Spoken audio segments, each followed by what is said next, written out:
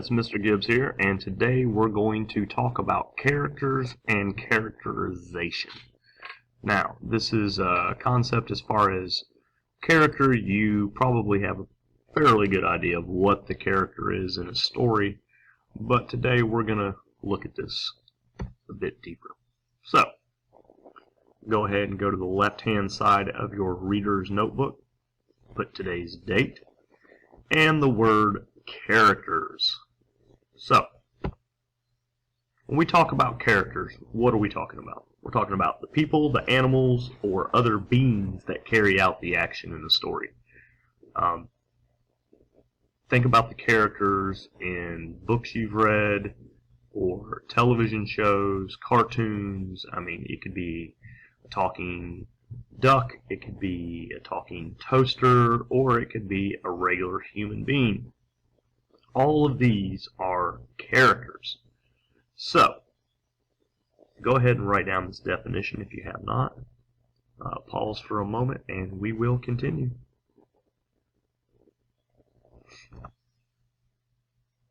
Now,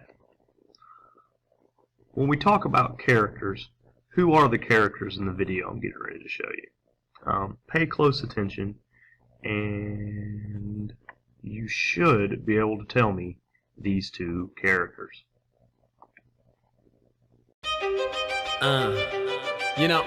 There's a lot of characters in books, TV shows, movies. Let me introduce you to one of them. I'm a character in a book. I drop the action, take a good look. Characters can be human, yeah, or we could be sharks. And I don't mean West Side Story. Characters all have traits, alright? Descriptive adjectives that tell you what we're like. Kayla is clever with her quick wit. Lewis is a loyal lad I like to roll with. Sometimes narrators tell you directly what we're like. You get me? Like the lion is cowardly. Hello? Most writers don't tell though, they show. That means they'll tell you indirectly through our words, actions, and thoughts too. And how other characters react to us. Make inferences based on everything above. I'm just a character, I'm in a book. I have traits, and you can figure them out if you take a little extra look. Come on! I'm a character, and if you wanna know my traits, look at the text and analyze what I think, what I do, what I feel, what I say, the way I'm treated and described. I'm a character, and if you wanna know my traits, look at the text and analyze what I think, what I do, what I feel, what I say, the way I'm treated and described. I just read a book, it was fabulous. Here's how I do character analysis. I read a story about Greta, and she's sneaky, untrustworthy, dishonest. Believe me, how do I know this about Greta? It's easy, I use evidence from the text I'm reading. So I analyze, what does she do? Well, she once broke her sister's phone after school. Did she confess? Nah, she lied. She said it was already cracked when I came inside. What are her thoughts? Well, the author describes her mind and what's going on inside. It's not that she's full of hate, but she tries to control people and manipulate them. Like, take this quotation. Greta thought she could trick her friend Jason into doing her homework on vacation. How do others react to Greta? Well, when Jason knew he was being used, he stopped walking with Greta after school. Sue Ping got tricked by Greta too. Now she's hanging out with a new crew, to the loop.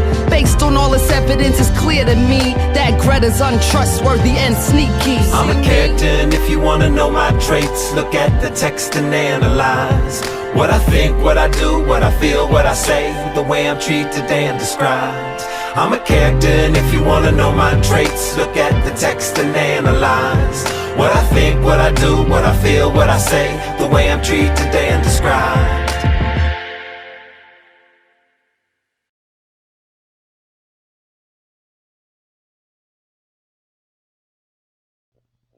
So after watching the video, that should give you a fairly good idea of what I'm talking about. So let's break down the different types of characters that we would see in a story. Alright, and again, this is notes that you should be writing down on your left-hand side. Types of characters. We have the protagonist. The protagonist is the main character. It's usually one person in particular. Sometimes it could be more than one, but it tends to be just one character, and I would consider this to be the good guy, the hero, or heroine of the story. So when you think of protagonist, you're going to think about the person that the story really focuses on, and sometimes it may be written in a point of view where you see things saying through that protagonist's eyes, like saying I, me, or it could be a narrator that focuses on that character. So it's, someone looking from above, looking down on this character, and they may know the inner thoughts of this character. So it could be that type of point of view. The only time you're going to see really more than one true protagonist is when you have stories that switch from character to character based on the chapter. So you may have chapter 2 focuses on one main character, and then chapter 3 talks about another main character. So that's about the only time you're going to see that. But in general, the protagonist is the hero or heroine of the story. They are the main character and the main focus. Then you have antagonist. The antagonist is the bad guy or girl. This is the person that usually works against the protagonist. A lot of times, let's think of something like Harry Potter. If Harry Potter is our protagonist, the antagonist would be Voldemort, right? He's the bad guy. He's the one that's working against Harry Potter. Within these characters, you also have major characters. These are people that are pretty important. They may not be the focus of the story. Again, I go back to something like Harry Potter. The books are called Harry Potter and so you know that the main protagonist may be Harry Potter, but there are also other major characters. Hermione, Ron, Professor Dumbledore. These are major characters that play a big role in the story. Then we have minor characters. Again, these are the people or the animals who are in the story, but they're not that important. They may facilitate or push forward a certain part of the story, but a lot of times they're not the focus. These are your minor characters. So, you should have the definition of characters, and you should have the definition and the types of characters. Protagonist, antagonist, major characters, and minor characters. So go ahead and pause here.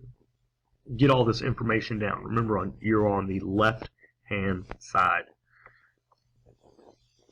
And just a side note real quick, when we talk about protagonist and antagonist, there are the rare occasions where the protagonist, the main character, isn't necessarily a good person.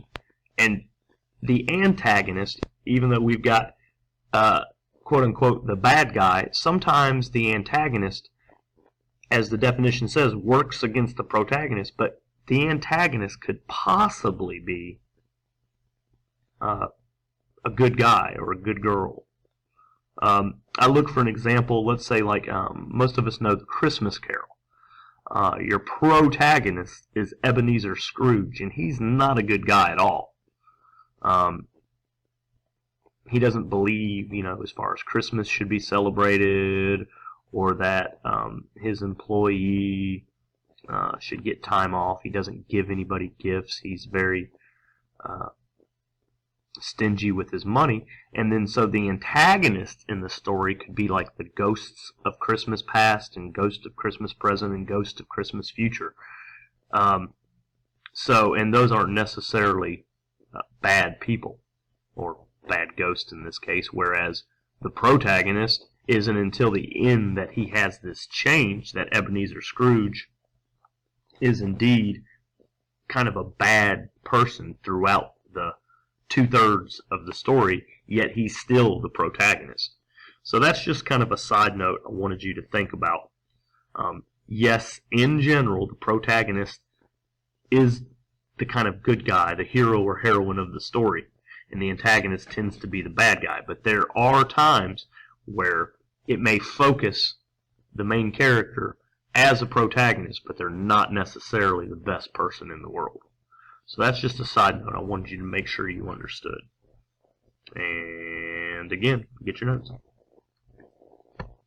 So again, today's going to be a little bit different than we usually do. We're still on the left-hand side of your reader's notebook, but we're kind of tackling two concepts today: the characters themselves and the idea of characterization. So on your left-hand side, again, let me stress, we're still on the left-hand side where you're usually it's just notes. But today, you're going to actually add a kind of four-square T-chart here about characters in the book you are currently reading. So remember, we're on the left-hand side here. And what I want you to do is you've got protagonist, antagonist, major characters, and minor characters. And what I want you to do is I want you to look at the book you're currently reading, and I want you to tell me who's your protagonist and why. Who's the antagonist? Or if there is no antagonist, why or why not? Who are your major characters? And I need you to explain that relationship to the protagonist or that main character. And then again, minor characters, you can just kind of list names. Now, if you are not reading a fiction book, this isn't going to work out as well as I would like. So, you have two options here. Either you can think of a book that you know well of fiction that you've already read, or I can give you one of the textbooks and you can quickly read a short story. So that's going to be your choice. But we're still on the left-hand side of our reader's notebook. You're making this chart, you're putting characters, and again, you see where our definitions are at, and now you see where I want you to put the chart. So you put characters in, and then you put your book title. Put protagonist, antagonist, major characters, and minor characters. I don't really need you to put what's in parentheses unless this is going to help guide you. But you need to make sure if you're telling me it's the protagonist, why? If it's the antagonist, why or why not? Is there an antagonist? How do you know that they are? The major character, what's their relationship to your main character, the protagonist? And then minor characters, again, you just need to list their names. That's part of being a minor character. You're usually not all that important. Now, I'm going to give you two examples. You do not have to write down these examples, but I want you to kind of get an idea of what I'm talking about. So, if we look at characters in The Date, the protagonist is Joe because the story follows him the whole time, and it tells what he's thinking and so on and so forth. The antagonist, well, this one doesn't have one. Joe's worries and Lisa's bad manners get in the way, but it's not an actual person. So there's not an antagonist in this one. Major characters? Well, we have Lisa. That is Joe's crush and date. And then minor characters. Popular kids, Lisa's friends, the waiter. These are minor characters. They don't play any real role in the story. They're there just to kind of facilitate the story between Joe and Lisa. So, this is one example. Again, you do not have to write this down. I'm just showing you. Let's look at another one. How about the Hunger Games? Here's one we're pretty familiar with in general. Alright, who's the protagonist? Well, obviously it's Katniss, because everything revolves around her. The action, the story, she's the one telling the story itself. She's the one chosen. Well, her sister's chosen, but she's the one that volunteers. Everything's around her. Who could be our antagonist? Well, there could be different antagonists, but I think the main antagonist, the main person, would be President Snow, because he does things to hurt her so people won't follow her and go against the government. So President Snow would be our antagonist, and you see I'm explaining why each one is who they are. Major characters, you have Peeta, Gale, Haymitch, and Prim. And I explain why. Peeta is Katniss's partner in the games, Gale is Katniss's best friend, love interest, Haymitch is her mentor and guide, and Prim is her little sister who she protects. So you see how I'm explaining what that relationship is. And then minor characters, there's tons of minor characters. You have Effie, Cena, Katniss's mom, Buttercup the cat, Rue, other tributes, people in the Capitol, You have the Game Maker, Seneca Crane, Citizens of District 12, Peeta and Gail's family. These are all different types of minor characters. They are there, but they don't necessarily play a big role. I mean, Rue, for an example, is there to kind of facilitate the story of Katniss and how she becomes kind of this symbol for acting against the government, because Rue is this cute little girl, and I don't want to ruin it if you haven't, but part of what happens with Katniss and Rue is really about Katniss and how she reacts to the situation. So, here are your examples. We did it through the date, we did it through Hunger Games, and just remember, we are still doing this on the left-hand side, because today we're doing on the left-hand side characters, and on the right-hand side we're going to talk about characterization. So you need to be doing this with your own book, and let's get this done, and then we will move on to characterization. Now for this next part, we're going to talk about characterization. You see the word character in it, therefore you know this has to do with the character in the story. But it goes a little deeper than that, and we're going to talk about two main types of characterization. First, we have direct characterization. The author tells you exactly what they want you to know about the character. So they may just come out and say, the girl has brown hair that she keeps in a ponytail. And so in this direct characterization, we know this girl has brown hair. All right? That's something that's just right there in the open. It's nothing you have to guess on. It's nothing that the author infers or that you have to read deeply into. It is just right there in the text. It's explicitly there for you to see. This is called direct characterization. Alright, so let me give you an example. We're going to look at a clip from Mean Girls, one of the crowd favorites here. People tend to really like that. And it's become a cult classic, as they say. And I want you to think about how this is all direct characterization. Of course, all the plastics are in the same gym class. Where are the plastics? They're teen royalty.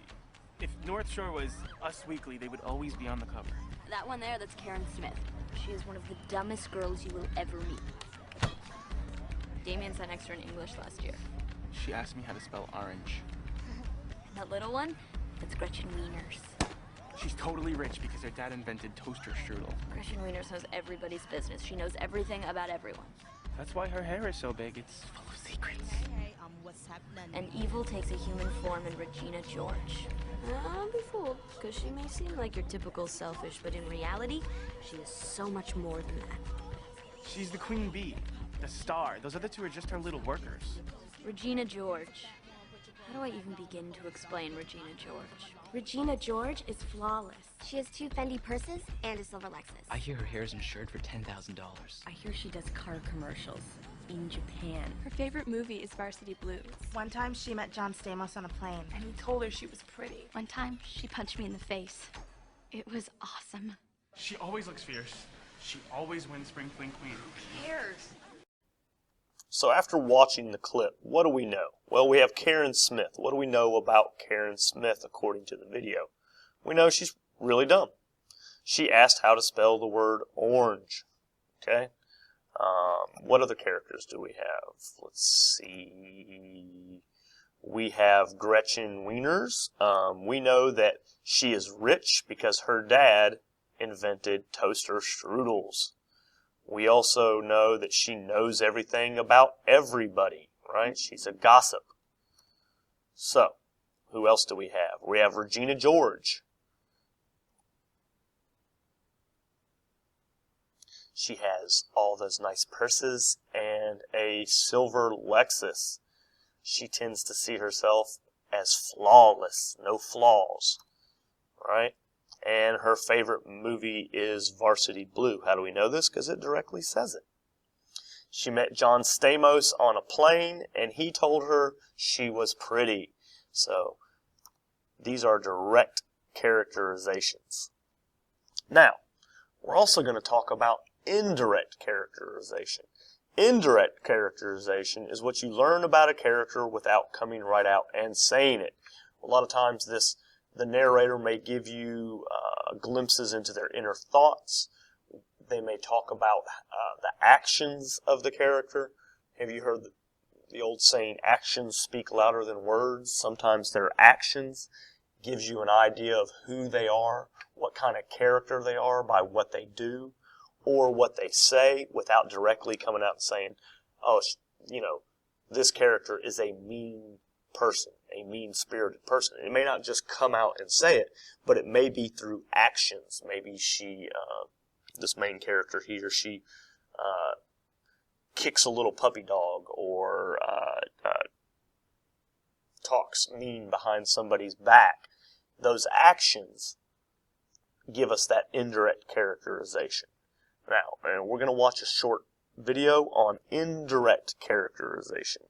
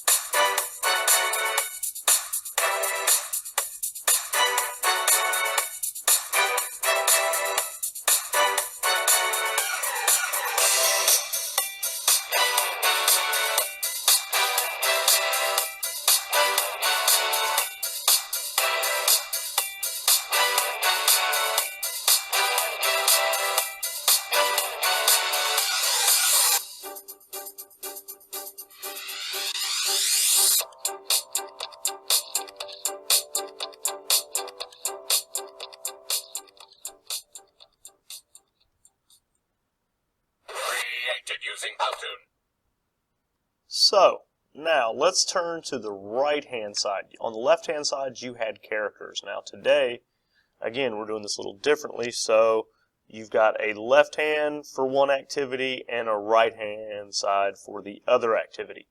So, what is the definition of characterization? It's the way an author introduces and describes a character during the story. They describe how the character looks, acts, thinks, does, and how they interact with others. So, get this definition if you have not.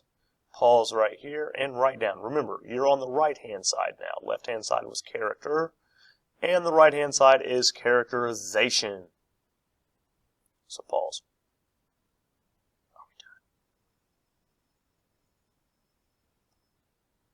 All right.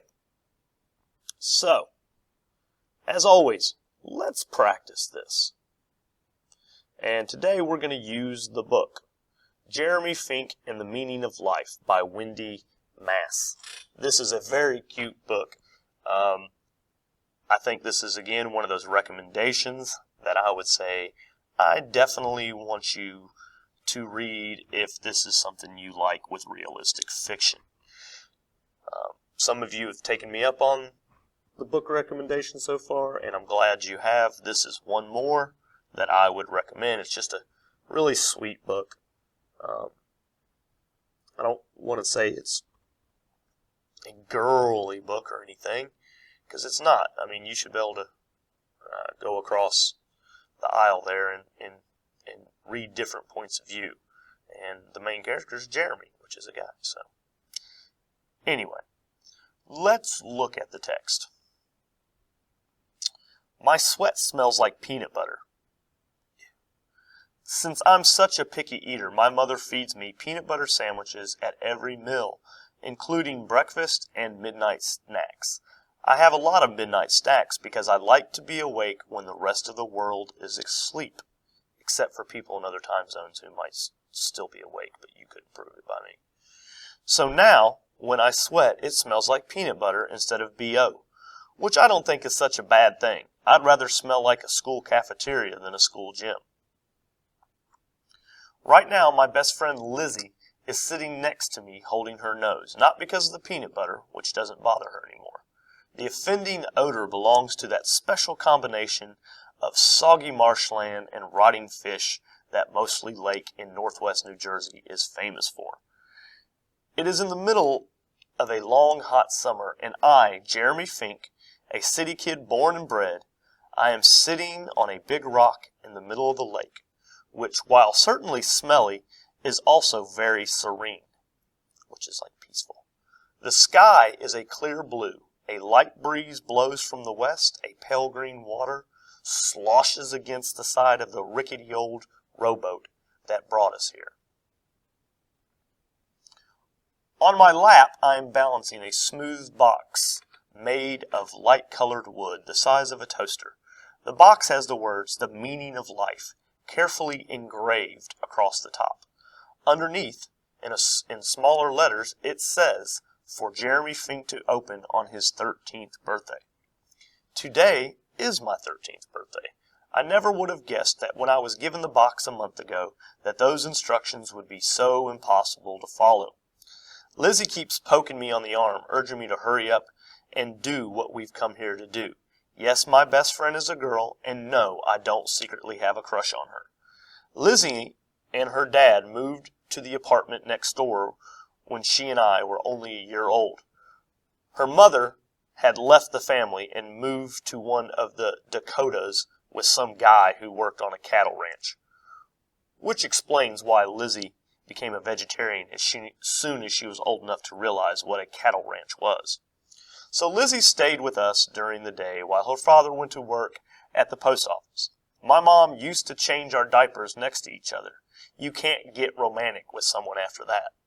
Also, Lizzie is a notorious troublemaker. She has a lot of opinions, and they're usually negative. For example, she thinks my collection of mutant candy is gross. I think she's jealous because she didn't think of it first. Some of the best are a square, good and plenty, a candy corn with an extra layer of white, and my pride and joy, a peanut M&M the size of my pinky finger. I bet I could get a fortune for one of those on eBay. So, let's look at the text that we just read. So, here's an example from the text. My sweat smells like peanut butter. What does this show about the character? He is a very picky eater. He only eats peanut butter. This would be part of this characterization. Okay? How do we know that? It says it in the text. I like to be awake for the rest while the rest of the world is asleep. Well, again, if we're looking at this, what this shows about the character is he's kind of strange, quirky kid. You know, he just kind of goes by his own thing. Right now, my best friend Lizzie is sitting next to me holding her nose, not because of the peanut butter, which doesn't bother her anymore. Well, what does that tell us about the characters? That they spend a lot of time together.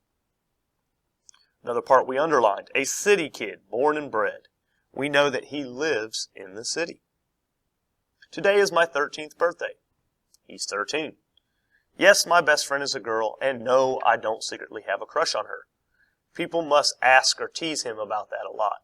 Or why would he say it, right? I mean, it's obvious people have said something to him before because he's kind of preemptively defending the idea that he has a best friend that's a girl and he has no romantic ideas about her. He doesn't want to date her. He doesn't want to do anything like that. It's actually his friend. My mom used to change our diapers next to each other. You can't get romantic with someone after that. That tells you again, what does it tell you about these characters? That they're really close and have known each other for a very long time. She thinks my collection of mutant candy is gross.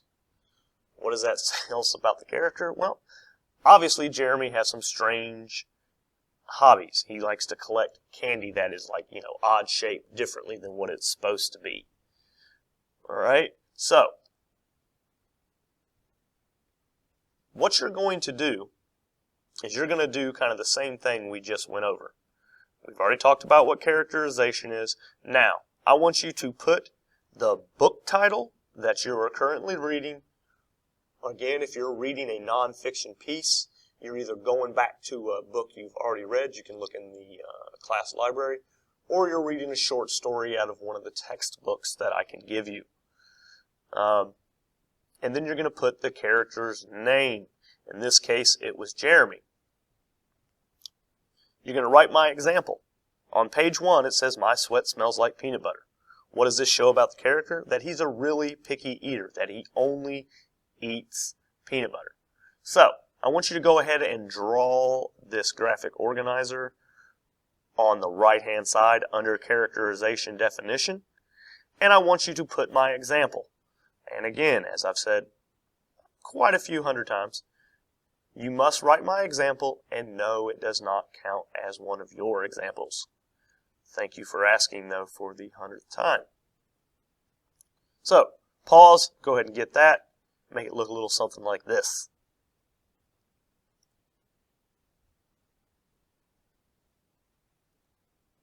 So, what is your assignment today? As you read, look for places where your author describes the main character either directly or indirectly. Write down the example from the text, what the author or character said, as well as what it shows you about the character. Remember to explain what this tells you about the character as a person, not just the surface meaning. Remember to only put down things that show you something new about the character, not just a random description or ideas in the book. Don't just randomly pick something about the character. It needs to give characterization. It needs to tell you something about this character. That's the whole point of this. So make sure that it is showing you something new about your character, not just a random description. You need at least 5 examples from your own book. You may use the back of the page if you need more space. Just remember to start the next lesson on a new left-hand page. So if you go beyond the right-hand side, that's fine. Do it on the back. But then for the next one, make sure you start on the left.